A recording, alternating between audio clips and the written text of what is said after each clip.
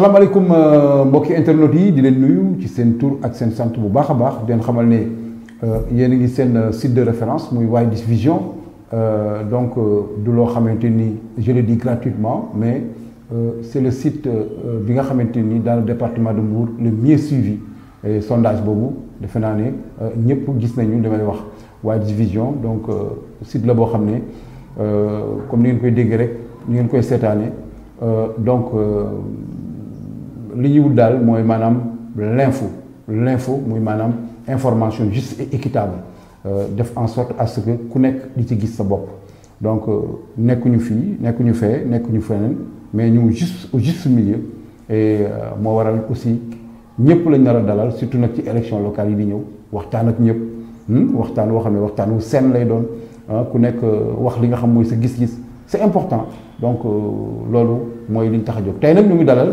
un jeune boo xamante ni mi ngi bokk ci Benno Bokk Yaakaar di un jeune boo xam ne bokk nañ ci ñi nga xamante ni ñoom dañoo gëm vision ki nga xamante ni mooy le président Macky Sall donc muy Amadou Mbengue xanaa dama koy bàyyi mu nuyoo moom ci boppam sax peut-être mu wax ñu ay ndombo tànkam ci biir peut-être Cogère quelque part Amadou salaamaaleykum. waaw maaleykum salaam Bipa maa ngi nuyu ñëpp di nuyu waa Sénégal rawatina waa département de Mbour waa commune de Mbour di nuyu tamit sama leader muy le président Salif Sam président du conseil départemental di nuyu tamit sama camarade de parti yëpp rawatina waa Benno Bokk Yaakaar vraiment di rafetlu tamit invité mi ak émission yu baax a baax. voilà merci beaucoup Amadou donc ñu ngi jëm ci élection locale coow li bari na ku ci nekk ak na muy gisee yéen lan ngeen di présenter donc maanaam population bi. waaw foog na depuis ba son excellence le président Macky Sall dafay choix bi mu ngi jiital le président Seyssa si commune bi jiital le président Saliou Samb si département bi foog naa dañoo doon benn foog naa féewloo amul foog naa li amoon 2014 foog naa amul nata am li am 2022 foog naa unité bi ak rassemblement bi foog naa li son excellence woote foog naa loolu la waa Mbour comprendre philosophie boobu la suñu responsable yi comprendre philosophie tamit la jeunesse bi tamit comprendre ba instant loolu moo tax ñu doon benn. kon xalaat nga ne daal yaakaar nga ne daal maanaam jamono bi mu toll ni unité bi nekk na loo xamante ni lu wér la si seen biir bien que bëri woon na ay tiraillements avant cela mais actuellement daal unité bi du unité façade mais jàpp ngeen ne unité bu dëgër la daal bu. waaw loo gis rek début bi dina xaw a am coow mais après bañ toogee xalaat ne unité bi foog naa moo gën si ñun te foog naa ñu ngi koy doxal ñu ngi koy waxee ñu ngi koy jëfee. foo gis président Issa yaa ngi fa gis président Saliou yaa ngi fa gis tamit El Hadj Gueye Réew wala maître Babou Yeesal foog naa unité bi daal foog naa li ñu bëgg unité bi moo ñu ko mën a may te incha allah ñu ngi si yoon bi. ñu ngi si yoon bi. voilà donc ci biir loolu coow li dafa bari parce que dégg nañ fi ay coow yoo xamante ni mi ngi jëm ci yéen ñu wax ne yéen da ngeen di wër actuellement di joxe xaalis. donc mu mel ni yéen da ngeen yor ay milliards yoo xam ne daal da ngeen di wër ci biir kër yi di koñ yi di ko joxe est-ce que loolu am na. waaw pour man de loolu amul ndax foog naa ku xool suñu ñaari candidat yi suñu ñaari choix yi le président Issa foog naa avant muy déclaré ne maire la sax foog naa ko doon def kon kooku foog naa su doonee maire foog naa day àggali te foog naa ku la jox ndékki su la diggee añ da la koy jox la même chose tamit le président Saliou Samb ku xool gis nga réalisation yi mu def au niveau du conseil départemental de Mbour foog naa au niveau du département foog naa kenn du ko waxati kon foog naa ñun duñ dem foog naa di joxe ay xaalis wala di léegi foog naa ñu suñu politique programme la te foog naa programme mooy lépp foog naa ku amul programme foog naa doo dem tamit naan man dama bëgg doon candidat à la mairie wala nga ne dama bëgg doon candidat au conseil départemental de Mbour foog naa ñun dañoo am programme. waaw ci cadre seen programme boobu dégg naa programme bi ngeen di wax 1-10-100 Yeesal Mbour. est-ce que mën nga ci wax tuuti ci programme boobu. waaw 1-10 mooy 1 axe 10 axe 100 stratégie. ok donc ce qui veut dire que donc da ngeen a boole lépp analyser ko ba tënk ko ba pare. waaw léegi ci biir loolu ñu gis ne seen diggante ak yeneen candidats yi dafa mel ni. ritax amu ci parce que dégg naa ay ñu bari ñoo xamante ni wala sax ñoo xam dañoo bokk ci yéen ku mel ni Pël Wade wala des choses comme ça ñoo xam ne ñu ngi leen di sànni ay xeer yéen nan ngeen di est-ce que yéen a ngi jot loolu nan ngeen koy percevoir. waaw ñun loolu dañ koy percevoir avec philosophie quoi foog naa loolu Sénégal lañ ko fekk foog naa loolu si politique moo demee noonu. foog naa nit sax parfois da ngay ànd ak nit dem bàyyi ko soo paree di ko sànni xeer foog naa politique moo demee noonu quoi loolu ñu koy demee ak philosophie foog naa ñun moom si lu ñu nekk ñu ngi si ñu ngi def suñu visite proximité ñu ngi wax ak askan wi wax la suñu programme foog naa fu ñu dem foog naa ñun noonu la ñu doxee muy suñu ñaari candidat muy le président Sey Issa ak le président Saliou Samb. mais dañu gis ne en fait am na ay coow yu am seen diggante surtout ak ki nga xamante ni mooy l'actuel maire parce que dañ ne yéen choix bi nga xamante ni Macky Sall def na ko choix la boo xam ne dafa trahir ki nga xamante ni mooy le maire socialiste di Fallou Sylla yéen nan ngeen di jàngatee. waaw foofu man damay ñëw pour wax rek Fallou Sylla foog naa suñu tonton la suñu lépp la waaye foog naa soo defee sa mandat su matee foog naa da nga war a xayma say rakk man si sama xalaat. war na mën a xajal ay rakkam. muy Sey Issa mu ñëw eggale moom li mu fi def mais pour choix bi Macky Sall def mais tamit nañ wax tamit ci waxee rek te yàlla tax foog nañ fi Mbour ñaar ñoo fi nekk ñaar ñoo fi doon fëgg dënn muy le président Saliou Samb moo tax son excellence recevoir leen ne ko Sey Issa demal ma si commune bi Sall demal ma si département bi. mais de là aussi benn question daal ko poser parce que étant donné que le maire Fallou Sylla moo nekkoon président donc Benno Bokk Yaakaar ci commune bi tey Macky Sall woo ñaar ne kii jëlal mairie bi kii jëlal commune bi kii jëlal département bi est-ce que loolu du xaw a tey xel quand même. non teewul xel ne Macky Sall foog naa il est bien informé daal pour man il est bien informé. informé looy wooyee informé. informé maanaam xam na li xew commune de Mbour. xam na ñu fi nekk. moo tax mu woo ñaar ñooñu. mais ñoom ñaar rek nekku fi même au sein de l'APR y avait yeneen candidat y avait comment il s'appelle y avait Abdoulaye Sarr ak keneen ak keneen ñoom ñëpp est-ce que tey sentiroon ne am nañu frustration. non man pour man amuñu frustration de Abdoulaye Sarr ñëw na deuxième groupe bi te vraiment maa ngi ko félicité de passage mu ngi def un travail boo xam ne travail bu excellent vraiment. waaw. ok mais tey est-ce que gisoo ne maanaam gisuleen ne Macky Sall bi muy def loolu dafa waroon woo Benno Bokk Yaakaar ñëpp tous les responsables su ma nee ñëpp tous les responsables la ñu toog waxtaan mu ne leen dem leen ngeen waxtaan comme ni ñu defoon 2014 kii jiitu kii topp ci mais yow jiitu kii topp ci te concerté woo la base concerté woo ak yeneen responsables yi quand même c'est un problème. ah man dama jàpp ne son excellence foog naa day bañ di xewoon 2014 xewaat loolu moo tax mu def li mu def lii. man sama xalaat. mais yow nan nga gisee moom li mu def quoi c'est-à-dire que yow sa point de vue laa bëgg a am. sama point de vue waaw sa xalaat yow. man dama see ànd. waaw da nga ci ànd mais lan nga ci xalaat yow est-ce que tey war woon woo ñëpp ñu dajee loolu lay laaj. waaw mais xam nga ku nekk tamit ak na ngay xalaatee tamit peut-être moom tamit xalaatam tamit noonu dégg la mënoon a def. est-ce que xalaat bi gàttul kon. non bu ma de xalaat bi gàttul baax na de. baax na ndax moom na ay ndaanaan la woo. ndax foog naa ñun dañoo ko am commune de Mbour rek moo ko am.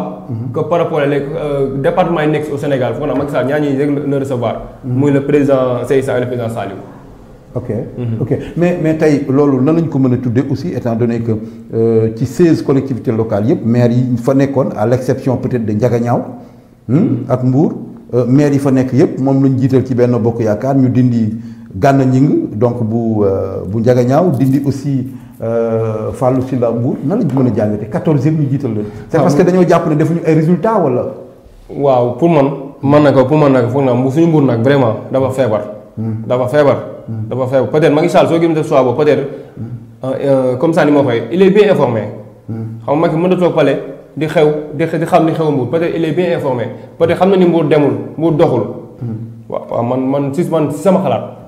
mais même su fekkee par exemple Mbour doxul su fekkee nit ki par exemple dafa ànd ak yow ba kii bi est-ce que noonu la war a demee maanaam. peut-être moom comme man li may wax rek.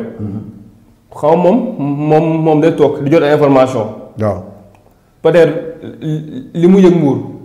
li mu xam ne Mbour doxul lii mu doxul peut-être xam naa loolu moo tax tamit mu def choix am. mais dégg naa ci kàddu Pël Wade mu wax ne affaire bi suñ koy seet trahison la te yéen seen bopp maanaam unité bi ngeen di wax sax c'est pas unité bu wóor nee na it maanaam tey yéen waa APR moom APR la nekkoon ci yéen.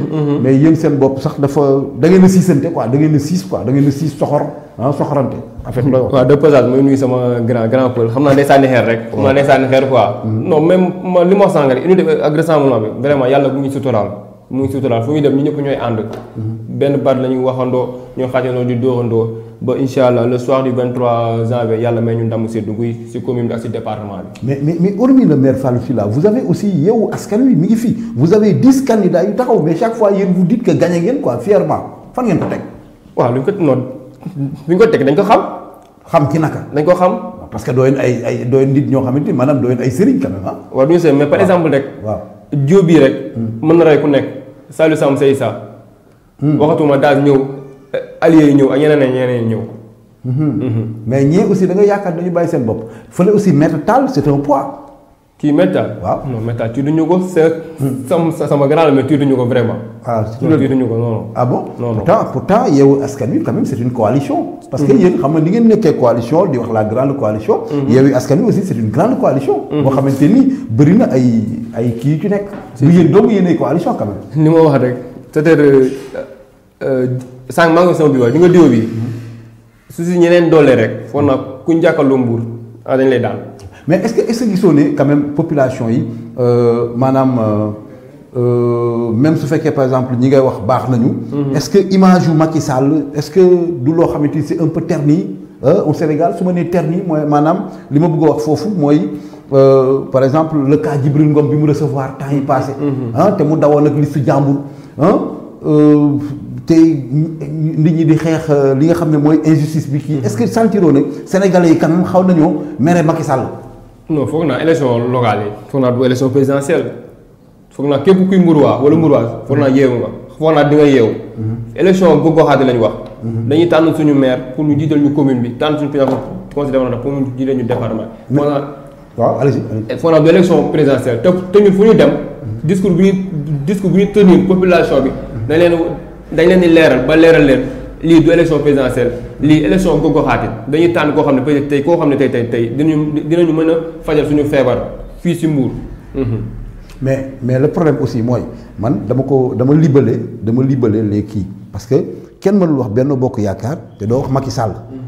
yaa ngi dégg d'ailleurs sax Macky Sall moo ne diw na nga jiitu diw na nga dem ci mairie bi diw na nga dem ci département bi mais la question est de savoir le fait que mu def ko au niveau du palais moom ak ñoom rek est-ce que la population va suivre. pour instant bi yàlla mu ngi suturaal ba dëgg yàlla ndax de soo xoolee le président c'est Issa. waaw tournée yi proximité yi muy def mën naa tourné sax ndax de comme instant yi wax dañoo bañ lépp luy xumbaay dañuy def proximité waxtaan ak askan wi présenté suñu programme lépp lu ñuy def foog naa président Issa mu ngi dugg ci koñ yi foog naa depuis loolu toogul tey rek mu ngi si xaw man quartier suba mu ngi war a dem Coose kon nga xam ne ñun ñu ngi si terrain bi ñun nekkuñ di wax di jaar ci wala di fii. maanaam daal yéen a ngi ci terrain bi. occupé ngeen terrain bi occupé ngeen terrain bi. seen bopp ngeen gis mais ñeneen ñi aussi ñu ngi occupé terrain bi. non man waa Benno Bokk Yaakaar laa gis. mais est-ce que li ngeen di def fi mu toll nii sax yoon la parce que pré-campagne bi nekk campagne aguñu. mais c'est-à-dire suñu programme la bokk. est-ce que yoon la ngeen di. chaque jour un quartier. c'est-à-dire non c'est les comités électoraux. waaw ñooy recevoir le candidat de la commune Benno Bokk Yaakaar. waaw mais ça à l'allure de meeting quand même li ngeen di def. non loolu du meeting. du meeting loolu du meeting. dañu commencé campagne mais comité électoral bu nekk moom mooy recevoir le candidat. de la commune. de la commune. d'accord candidat yi bari nañu coow li bari na jamono yi passé aussi benn dossier maanaam ki nga xamante ni moom mooy Cheikh Issa. attaqué nañ ko fii ne ko maanaam warul nekk candidat au niveau de Thiès. donc le maire Fallou Sylla aussi. am na benn dossier bu jógoon par rapport ak jardin public bi. ban jàngat ngeen ci def. waaw man jàngat may def rek pour le cas de Issa vraiment foog naa ku bëgg Mbour mooy def li mu def. ne man simina sama robe magistrat pour Mbour ko foog naa kon kooku Mbour moo nekk si xol bi. kon Mbour desetul ko dara xam nga lu ko waa Mbour waaye desee mooy le soir du 23 ñu jox ko ndam si mairie bi. le cas de Fallou Sylla foofu moom mënuma fee wax lu bëri ndax dossier boobu xaw ma si lu bëree bëri. ok Amadou peut-être quelque part li may ñëw rek mooy ñoo ngi préparer campagne électorale gis nañ ko mel ni Cheikh Samb woote jàmm la paix donc woo candidat yëpp pour jàmm war a mën a am parce que suñu xoolee lii am barke démb à Kaolack le candidat de Benno Bokk Yaakaar dañoo dóor balu fetal ci otoom muy Rahma donc violence amoon na fi avec Ousmane Sonko bi ñu ko attaqué ak yu mel noonu c'est vrai heureusement à Mbour amagu fi mais ñu bëri nag ñu ngi leen di accuser ci wàllu nervi yi ne yéen la ne yéen fi indi ay nervi ak yu mel noonu bon maintenant pour le cas de Mbour est-ce que yéen da ngeen am ay nervi waaw wala déet ñun moom wax dëgg amuñu ay nervi ko foog naa ñun ku ñu ànd ak ñun sax foog naa ñun sax amuñu sax ay garde corps foog naa ñuy ànd ak ñun foog naa ñooy protéger suñu leader yi ok ñi ànd ak yéen ñu ànd ak ñun foog naa ñooy protéger suñu leader yi mais ay gros bras lañu quoi waaw peut-être ñu entraîné rek ba taxaw rek mais ñun lañu àndal ñun ñoom ñu ngi suñu biir mais violence bi am violence bi loo ciy wax waaw xanaa di ko ñaawlu rek di ñaawlu foog naa violence moom tout sauf violence vraiment parfois moom violence mën a ñaaw foog naa li may wax à chaque fois rek politique du violence politique comme ni ko français bi di waxee c'est l'art de gérer la cité foog naa ay violence moom mën a ñaaw di ñaan rek encore une fois rek comme dañoo jëm ci ay campagne waaw na ñëpp dal te foog naa li may waxee à chaque fois yàlla noppi na ba pare yàlla noppi na ba pare ça c'est vrai à part côté violence boobu aussi dafa am beneen violence boo xam ne mi ngi am ci net bi par exemple émission bi ñu def après dina am ay commentaire ci commentaire yi mën na am ay parce que gars yi dañuy saaga dañuy def lu ne ci commentaire lan ngay wax ci loolu waaw pour saaga yi am ci net beeg yooyu waaw pour man di woowaat encore une fois sama mbokku jeunes yi rek ñuy delloo suñu xel yi quoi ñu am benn conscience tranquille ne foog naa net bi foog naa ñun fa lañ mën a jaarale suñu information pour mu jàll ñi xam ne defuñu ko pour ay saaga wala pour sànni xeer non dañoo jàll pour jàll suñu information pour nit ñi xam. ok juste peut-être 2 questions yi may mujjee lan ngeen yaakaar ne mooy priorité tey à Mbour tey soo leen demoon ba seen candidat falu lan la yaakaar ne loolu la njëkk a song à Mbour wala waxu ceeg yéen wala boog yéen. am na programme si xam nga ko. waaw ay yow lay non moom xam na ko ma ànd ak moom mais man sama priorité man. waaw c'est priorité waaw. mooy tali yi. tali yi. tali daal ngeen yaakaar ne mooy. tali yi ak espace public yi. espace public yi. man loolu man mooy sama priorité man. loolu nga jàpp ne mooy priorité. waaw. d'accord mais xale yi liggéeyuñu chômage beeg yu mel noonu. waaw loolu tali mais loo gisee ndànk-ndànk la rek. xam nga tey mën nañoo jël dara rek ne loolu dama koy def dama ñëw defandoo ko lépp mais loo gis point par point la rek. mais tali kenn du ko lekk quand même parce que nit ñi quand même ils ont. non tali kenn du ko lekk mais nag yooyu dafa ñu tali yu baax. il faut ni ma wax sànq rek mu daa feebar nguur fa bës. day métti koy leen temps nag. ñi changé ñu nguur te am nañu solution bi. solution bi mooy le président Cheikh Issa am si département moom dañuy eggale rek comme dañu commencé woon dañuy eggale rek. d'accord ñu bëri nañu accuser Cheikh Issa ne maanaam bi muy nekk moom en tant que directeur ADM Guédiawaye la defar Saint-Louis des choses comme ça Guédiawaye rakku Macky Sall Saint-Louis goro Macky Sall. Mbour zéro. mais foofu peut-être xam nga nit ñi moom ku nekk ak sa idéologie ak li ngay wax rek mais tey PACASEN dugal na fi loxoom fii si commune de Mbour PACASEN. mu ngi fi comme ni ma ko waxee dugal na fi loxoom. PACASEN waaw. ay milliards. mais PACASEN dañ ne moom am na nu mu ci. Promoville mu ngi fi. kan moo xeex Promoville bi ñëw Mbour. est-ce que Cheikh Issa la. du kan la kon. moom la. déedéet ADM. waaw damay laaj ndax moom la. déet kon moom kan lay doon. waaw moom moo fi indi Promoville. non moo fi indi de Macky Sall moo fi indi mais kan moo ko xeex. comme moom mooy directeur ADM. moom moo xeex ba Promoville ñëw. waaw.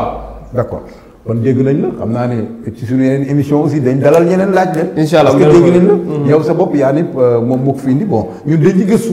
pour xam parce que ñun dañuy laaj rek pour mu leer ñu. donc loolu kon priorité bi nga jàpp mooy tali yi ak maanaam wàllu. espace public bi. ak leneen bëri na sax fi nga wax tamit xam tamit moo fi jógee. doo fi jógee waaw kon wax dëgg Mbour moo daa feebar. bu dafa feebar. d'accord donc dafa laaj ñu faj ko. te yow jàpp nga ne docteur bi mooy Cheikh Issa. mooy Cheikh Issa si commune bi. département bi moom dañuy continuer ak le président Salim. d'accord avec Saliou Samb. waaw ak département bu bees. waaw bu bees parce que département bu bees parce que nag mandat bee passé nag moom des na non xam nga nit ñi dañuy sànni xel rek.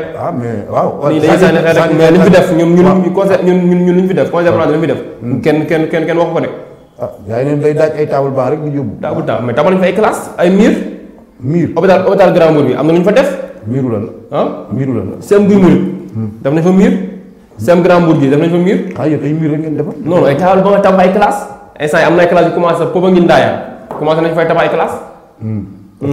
kon donc il faut nga continuer quoi. bëri na CEREPS ñu ñoo ko defaraat.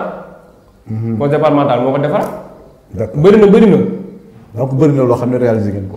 voilà Amadou donc defe naa ne on est à terme de l'émission franchement on est très content parce que même si loolu dara bon vous avez répondu à nos questions.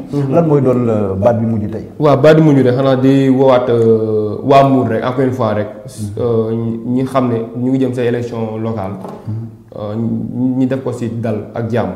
kon nag jarul xiiroo jarul ngaayoo. très bien encore une fois di souhaiter tamit yeneen candidats yi. comme sama tonton Omar Sy vraiment koo xam ne dama ko doon cër. maa ngi souhaité bonne chance ak sama tonton Fallou Sylla ak professeur Yérim Diop ak ñoom Diafra Sarr ak ñeneen ñi ma xamul. ñëpp daal. waaw di ñaan tamit sama ñaari candidats yi.